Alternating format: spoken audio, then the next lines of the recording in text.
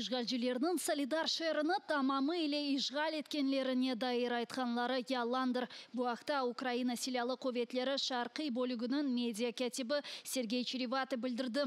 О шеріні ишгал еткенлеріні айтқан Вагнер паралы аскерлер муэссесін сай болған Пригожинның сөзлерінің доғры олмағанына білдірді.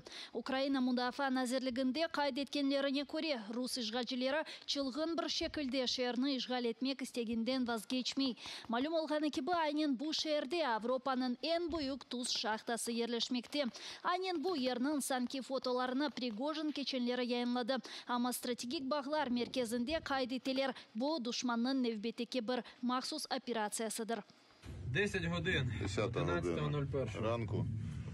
Ситуація з вечора для підарів не покращилася.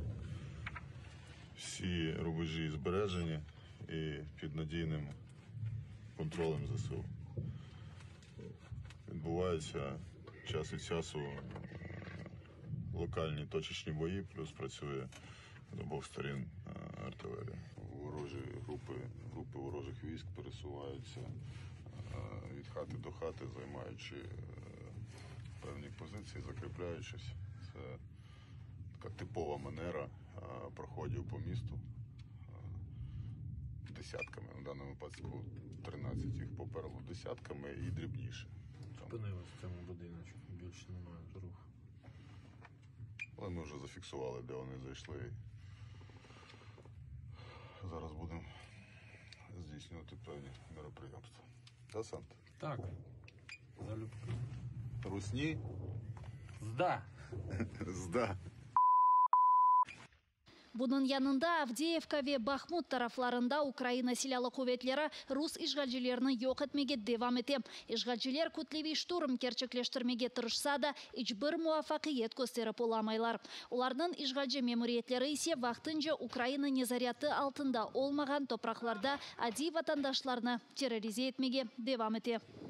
Так, майже 1500 працівників Запорізької АЕС, які відмовилися отримувати російські паспорти та підписувати договір з Росатомом, позбавлені перепусток та доступу на підприємство. Загарбники шукають нових працівників для АЕС на території Російської Федерації та готують житловий фонд для майбутніх працівників шляхом так званої націоналізації квартир місцевих жителів, які виїхали. Ишгалжилер 5 Қырым татар сияси мабуслері үшін умуми үкімні чықарды. 65 ел апиш жазасы. Сервет Газиев, Джемил Гафаров, Эрфан Усманов, Сиран Муртазави, Алим Керимовна, Ростов-на-Донудаки Дженюби Арби махкеме 13 ел апиш жазасына махкум етті. Ишгалжилер екі сияси мабуснын нефақада ве сақат олғанларына да құлақ асмады. 62 yaşındaki Servet Gaziyev hapishanede insult geçirdi. Cemil Gafarov'nın ise ikinci grupa sakatlığı ve böbrek yetmezsizliği mevcut. Buna bakmadan işgalciler onlarını terrorizmde kabatlay.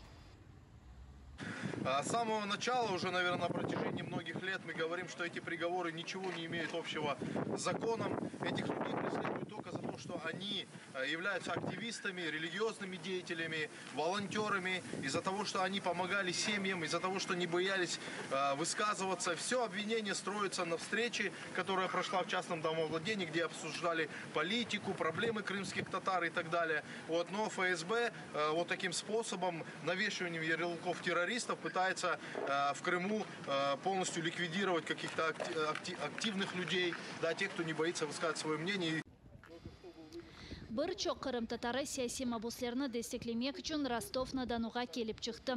Semetdeşler çıkarılgan hükümlerini adaletsiz olarak adlandırıp, tamır halka yapılgan репрессияларның devamı olarak sayalar. Я считаю, что это давление, да, давление на наш народ. Вот.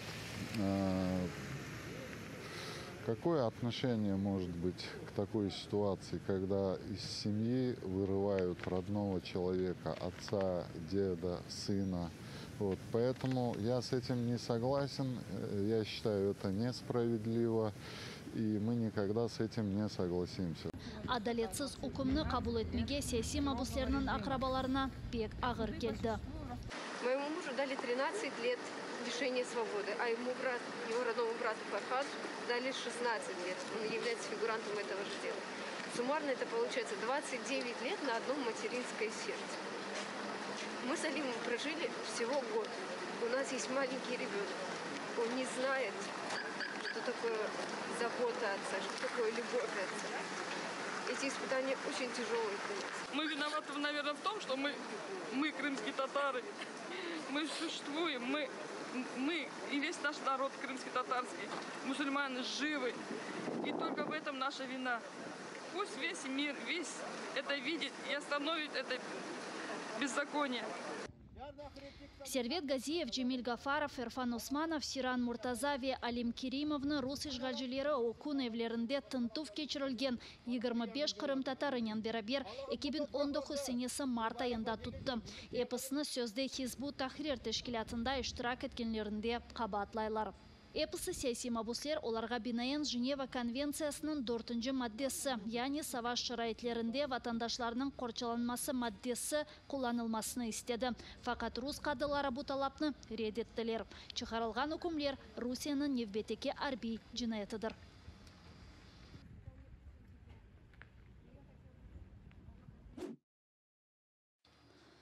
39 бинден фазла Қырым сакинini Русия ордусына чағырды.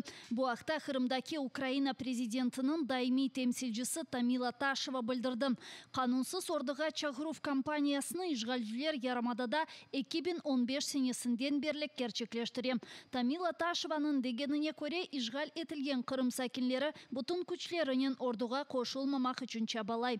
Президент темсилчisi қайдеткеніне көре ишгалжы махкеме ордыға қошылмаға істемеген қаршы тахминен 421 жинайы дава açtı. Рус пропагандасы да житті муафақиетсізлік яшай. Цікаво, що повідомлення зі словами «ПВО поразило всі цілі» публікуються окупаційними медіа швидше, ніж звучить сигнал повітряної тривоги. Уже за годину так звана робота ПВО, яку чує весь населений пункт, чарівним чином стає пожежею чи вибухом газового балону. А детонація боєкомплектів стає детонацією збитого невідомого об'єкту. Якщо в мережі з'являються фото з доказом протилежного, їх видаляють, а авторів звинувачують у дискредитації. Ярымадада да протеста кейфлері чоқлашмаға девам ете. Қырымда Рус ордусыны итибарсызлаштырма маддесі бойынша тахминен 239 дава açılды. 200 кішіге 30.000 рубледен 50.000 рублеге қадар пара жазасы үкімі шығарылды. Bazıları 15 күн апис жазасына махкум етілді. Тамила Ташеваның айтқанына көре 192 кіші пара жазасына төледі. 6-сы 2 дефа, да 2-сы 3 дефа төлемек мecburiyetinde қалды. Однак, попри це, спротив не спадає, навпаки прогресує та трансформується. У травні людей штрафували за коментар «Ні війні» чи лайк під постом про злочини армії РФ в Україні. Зараз людей карають за виконання українських пісень і вигуки «Слава Україні», «Збройні сили йдуть», «Україна повертається».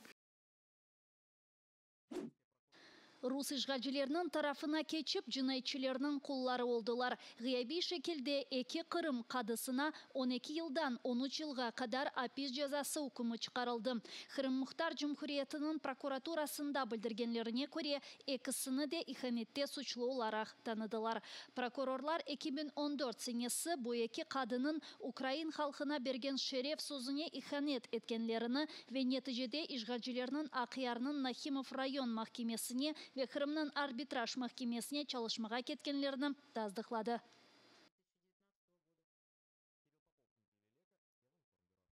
Служителі російської Феміди безпосередньо сприяли становленню та зміцненню окупаційних судових органів на півострові.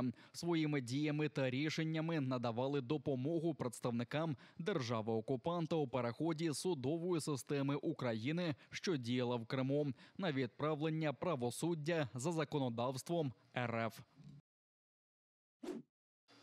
Ось көйінден хырсызладылар, ве жасуслықта қабатлайлар. Херсон вилетінде ато ветеранлары жемиетінің рейсі олған Заримнені Ахмеджетінің екінші аписханесінде тұтталар. Бұақта Қырым Аққорчалайжы группасында білдірділер. Айтқанларына көре ишгалчылар онайында адвокатны біле белгіледі. Бұл Александр Полянский. Вақтында ишгалчылар тарафындан уйдырылған диверсия давасы бойынша тұтылған Ахтемов қардашларына да ишгалчылар тарафындан адвокат оларық берілген еді. Мечлес рейсі бұл адвокатны ФСБ-нің адвокаты оларақ адландыра. Ми маємо неспростовні дані про те, що адвокати Полянський і Глушко залучені в беззаконня, яке здійснювалося катами ФСБ щодо Асана і Азіза Ахтемових. Саме внаслідок їхньої співучасті в беззаконні карателі мають можливість формально легалізовувати здобуті ними під тортурами зізнання. Александр Заривный Херсон вилетінің Олешкев мемориетінде Тасил Медениет Генчлер ве спорт бөлігінің елбашчысыдыр. Айны заманда саяси мобюз Херсон вилетінде ато ветеранлары жемиетінің рейсі ола.